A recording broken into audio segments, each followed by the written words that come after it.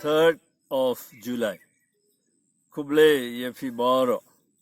Muntaga singi kadega singi buram jong u Thomas Bokwet nong yada jong gari India jungi. Te katno ni don bok ni don direct connection bad Jisu mo. Uwe na ki apostle jungu la poisa gari jungi. Te muntaga singi kadega kamram jungi. Banduai karpang na banda gari jungi. Kendai pu pra persen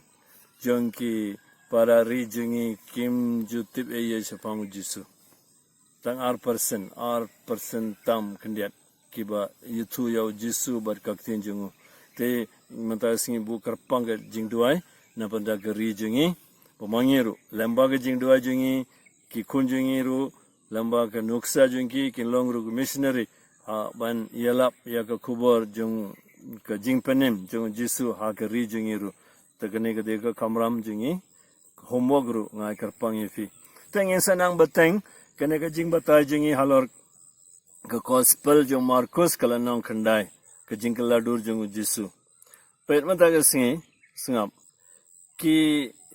laingut kisenran kila yuyau Elijah baru Moses ba kia kren baru Jisu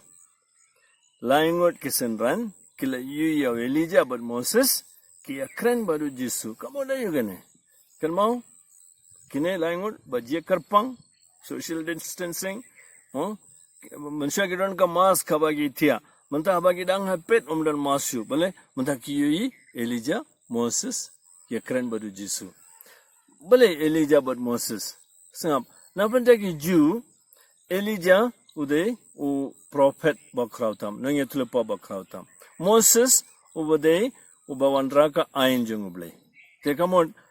jutam barem parengkyong law and prophet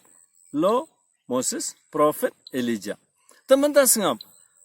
kila yi Elijah ber Moses kia keren baru Jisu de jutam batumai te hangne ngi ka Bible baro kowe Moses ber Elijah kamon jutam barem Jisu mo jutam batumai te kine laingot mata kila yi kia keren Jisu Moses Elijah kia keren pet himan para bayit haba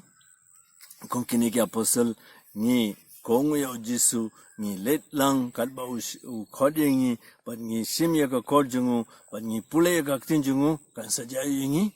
ki khma jungi kinsa pli blen sa pli ya ki khma jungi bat kum kine ngin sa yi jutam barem bat kum no Jisu lawan ban pandap ki bala tho shapang jungu haga jutam barem haga jutam batumai tekane gede ru ka jingmut jungka jingduai ka basisha abang Yesu dua tang dang jing dua ringgit kam yarap abang is sim ya ke Bible ni pule ka tin jung blai bat ni stang dua rengkat ber ka tin jung blai kan sa jai ngi blai un sapan kala ka dur jingi ki kma jingi kin sa stang ban yi Moses Elijah Jisu ban ni sutu Jisu unsa kerkuyingi te beteng biang mata ka singru ka jing dua jumpi rangkat bat ke yingasem ta ka ba pule bat pusan biang ka ne ka ju mar ka don bon ke jing kai nang ne ngaku aban